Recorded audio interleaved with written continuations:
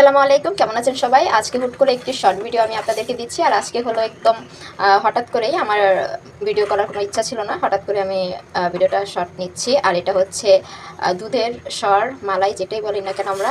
তো আমি হঠাৎ করে ইচ্ছা হলো যে আমার বাবা অনেকগুলো দুধ এনেছে, তো ওটার থেকে আমি সর বের করে রেখে দিয়েছি 2-3 দিন।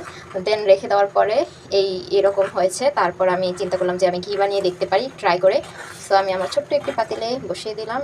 তো এখন দেখি কি হচ্ছে। ঘি তো আল্লাহর রহমতে দিলাম, এখন দেখা যাক আল্লাহর ইচ্ছা কি ঘি হয় নাকি এটা নষ্ট হয়ে যায়।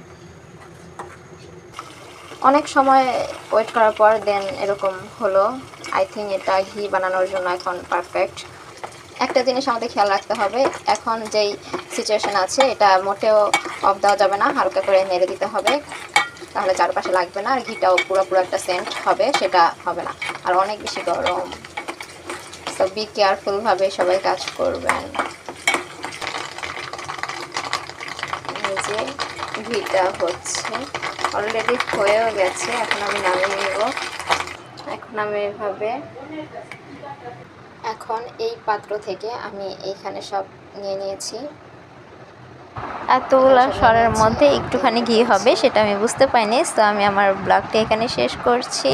ভালো লাগলে একটি লাইক করে দিয়ে যাবেন, কমেন্টের মাধ্যমে জানাবেন ভিডিওটি আপনাদের কেমন লেগেছে।